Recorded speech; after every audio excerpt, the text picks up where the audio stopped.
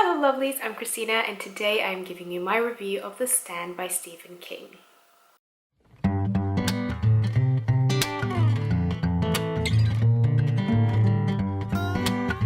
Now The Stand is quite a chunker of a book. It's about 1400 pages.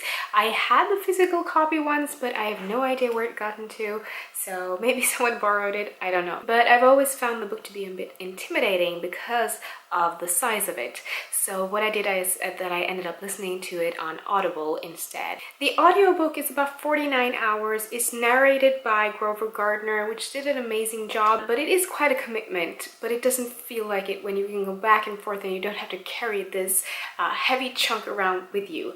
So that was really the solution for me. Now the first version of this book came out in 1978 and it was quite a bit shorter than the version that I listened to. Stephen King was told to cut out about 400 pages because they couldn't afford to print it at the size that he had written it.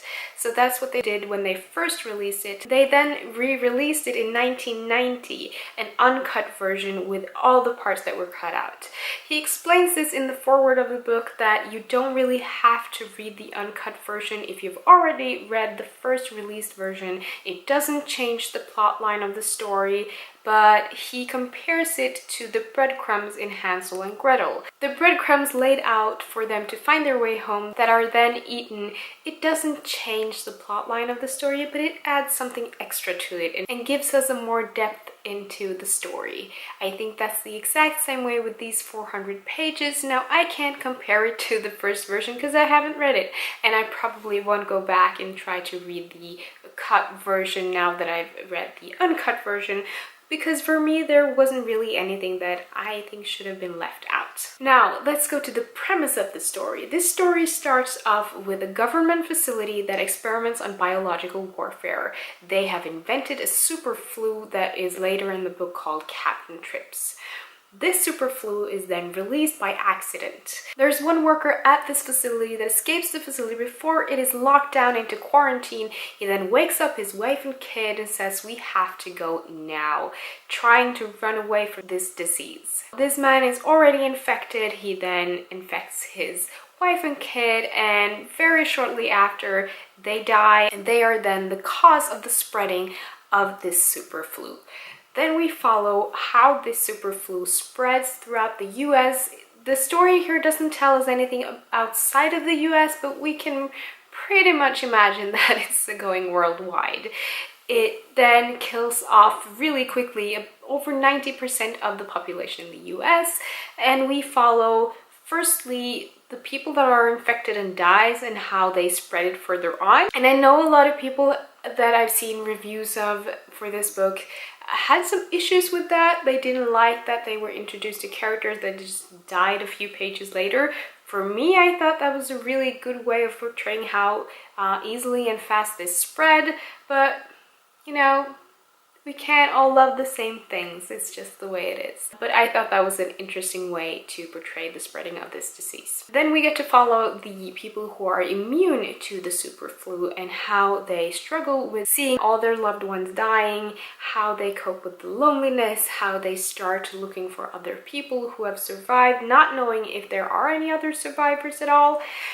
Then they come together and they try to start something new. Most of these end up in two different places in the US that we get to follow. We have the evil side in Las Vegas, Nevada, that is run by Randall Flagg, which I'll talk more about when we get into the characters.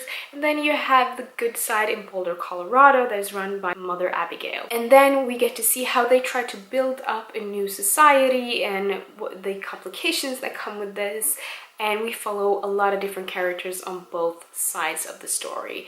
Then we get the build up to the big stand between good and evil. Now there are a lot of characters to follow in this book.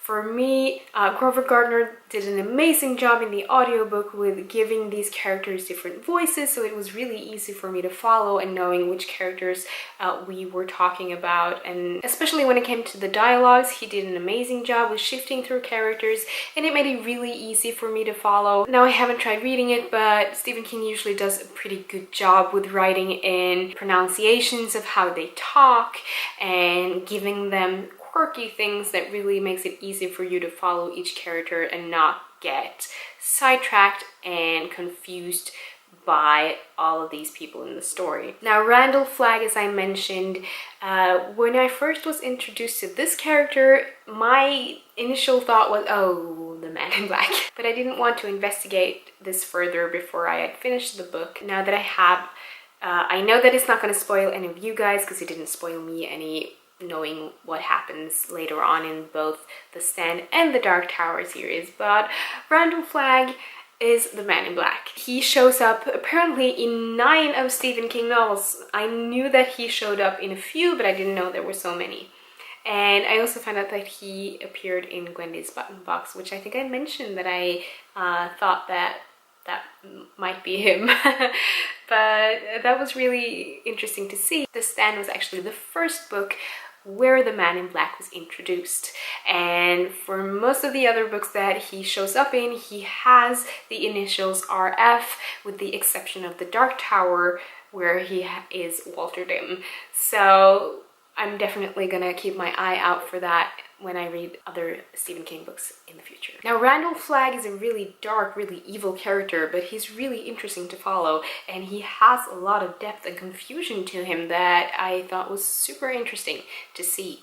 Then you have Mother Abigail, who's like the complete opposite, the woman who gets everyone together, who is the center of the good. I didn't find her to be as an interesting character, but there were definitely something there. Now, with so many characters going on, and being an avid Stephen King reader, I know he's not prone to killing off his darlings.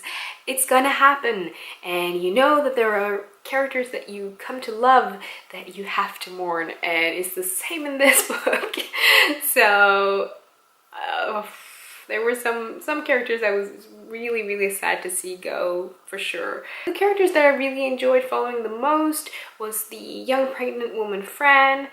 She was really sassy, really fun, and really determined.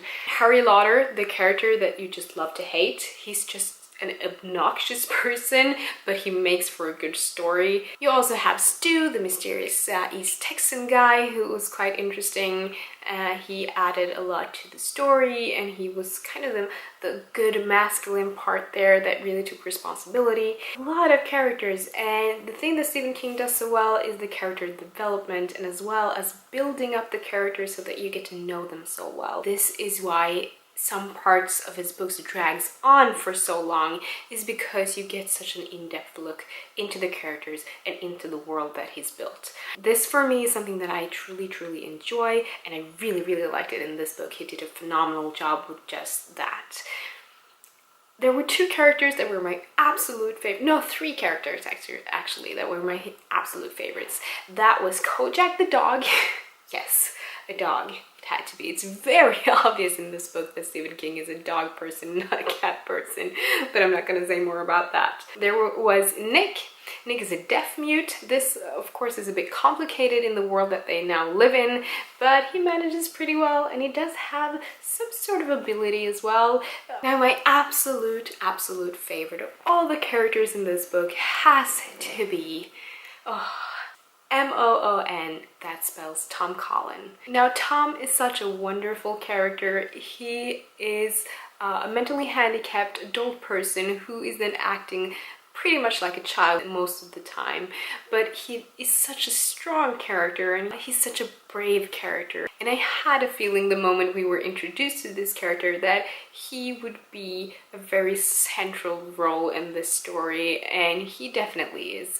He is a character that I just love to follow. I don't have much close experience, so I can't really say if this is very accurate in the way that he's portrayed when it comes to mental disability, but I still think he was a very interesting character, and I think that he was written very well. When it comes to the plot line of this story, I know a lot of people have issues about the length of the story as well as the ending.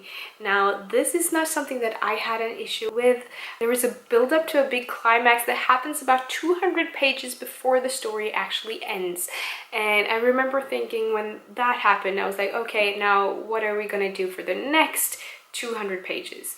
But for me, then the ending after that I thought was a good way to go. I thought it rounded up the story really well and made it complete, really. And the ending as well, I liked it. I really thought it was a great way to end the story. So let's sum up this review really quickly here. Really good and interesting way to write a post-apocalyptic story. I know Stephen King was one of the first authors to really tackle this post-apocalyptic story thing, and I've known it's been done so many times after that in so many different kinds of ways, but knowing that this is one of the first and seeing it for the big thing that it is makes it such an interesting read, and I can easily see how this is considered to be Stephen King's masterpiece by so many. I would beg to differ though. I still think that the Dark Tower series is his masterpiece, but let's all just agree to disagree on it.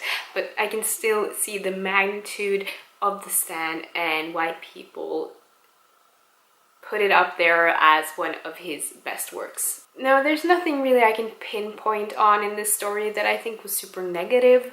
I really enjoyed it. And throughout this long story, there were no parts of it where I felt bored or were like, oh, is it over yet? It was just a captivating story, and throughout the whole I was so curious, so intrigued, and enjoyed watching what happened to all of these characters, both on the good side and on the evil side, and just seeing what happens to people when they are put under pressure and have to cope with what they got was really interesting, and I think that's the thing that Stephen King very often does really well.